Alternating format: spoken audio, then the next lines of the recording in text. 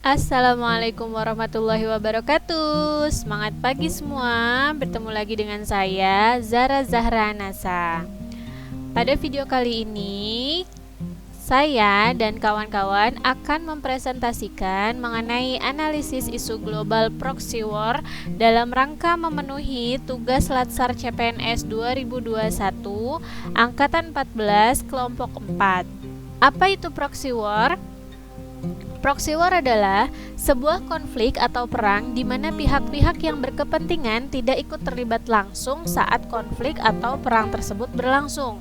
Namun, pihak-pihak tersebut mendapatkan keuntungan atau manfaat dari hasil konflik atau perang tersebut.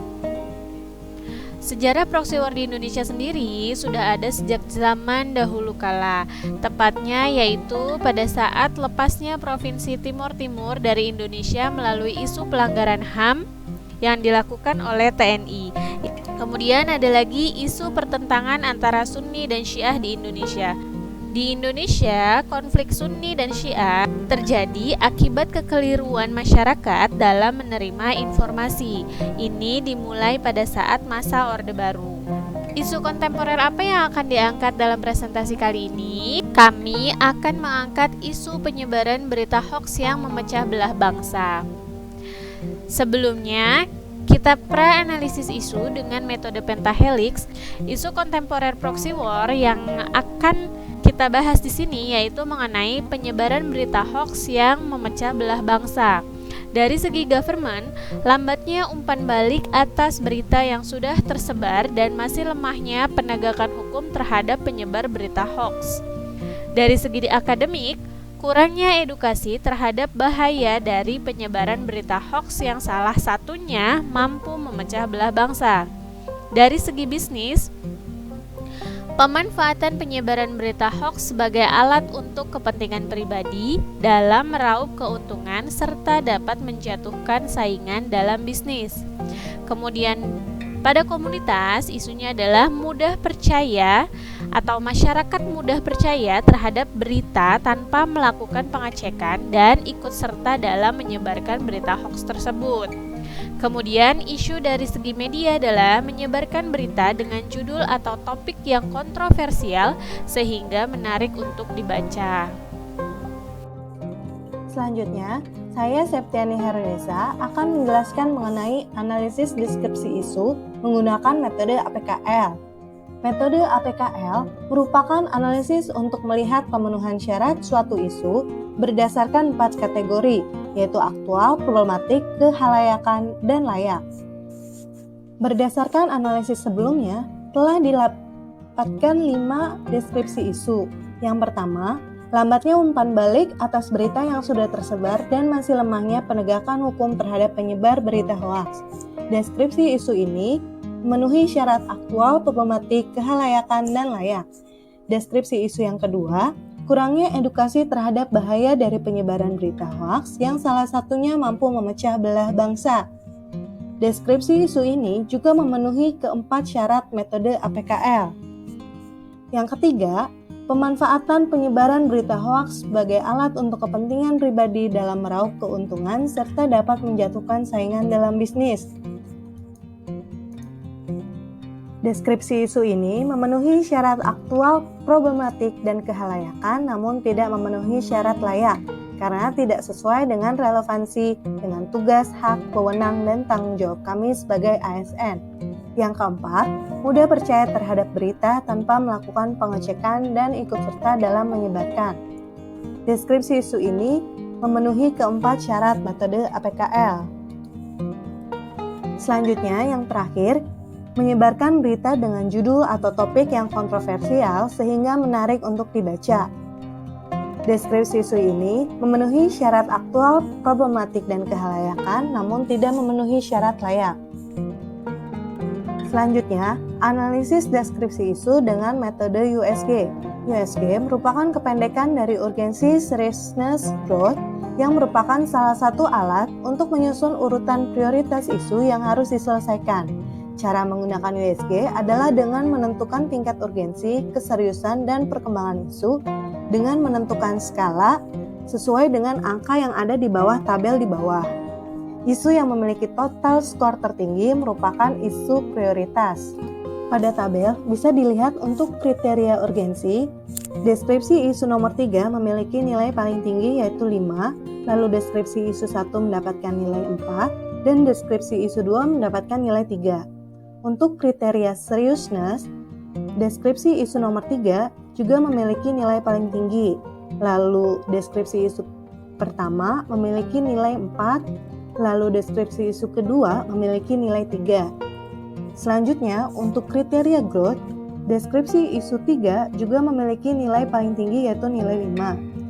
Untuk deskripsi 2 mendapatkan nilai 4 dan deskripsi isu 1 mendapatkan nilai 3. Dari ketiga nilai kriteria tersebut didapatkan nilai prioritas. Untuk deskripsi isu 1 mendapatkan nilai 11, deskripsi isu 2 mendapatkan nilai 11, dan deskripsi isu ketiga mendapatkan nilai 15. Berdasarkan kedua analisis tersebut didapatkan isu prioritas, yaitu mudah percaya terhadap berita tanpa melakukan pengecekan dan ikut serta dalam menyebarkan. Setelah ditentukan isu prioritas, selanjutnya dilakukan analisa isu dengan metode Fishbone. Apa itu metode Fishbone?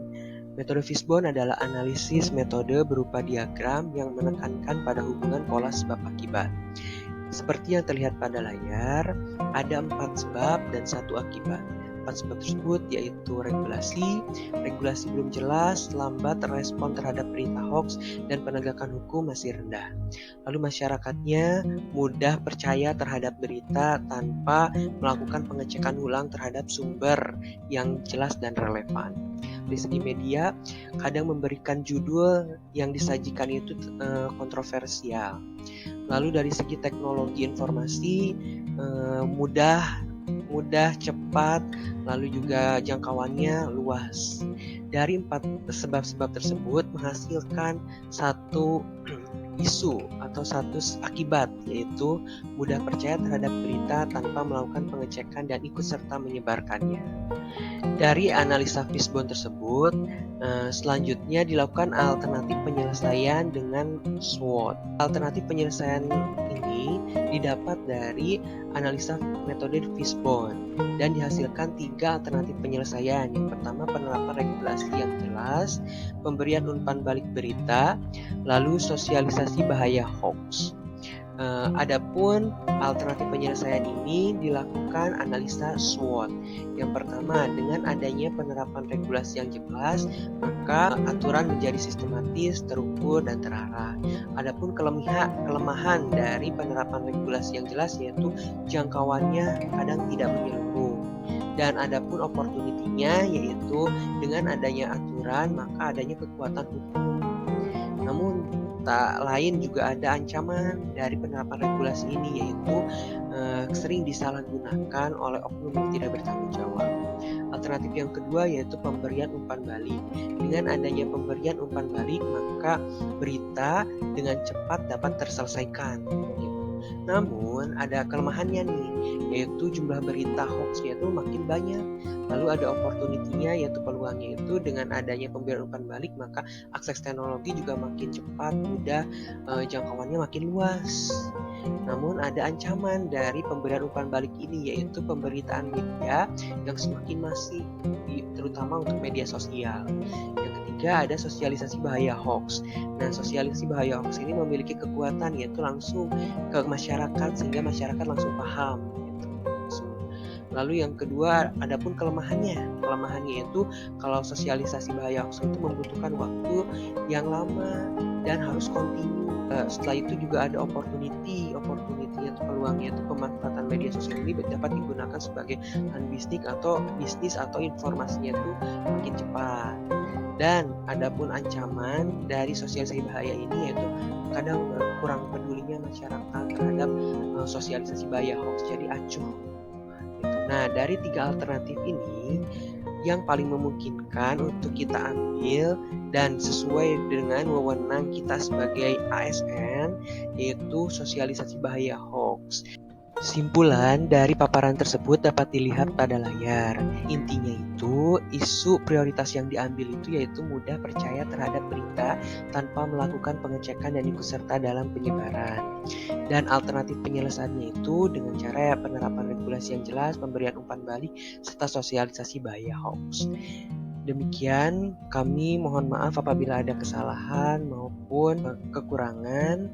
Terima kasih. Assalamualaikum warahmatullahi wabarakatuh.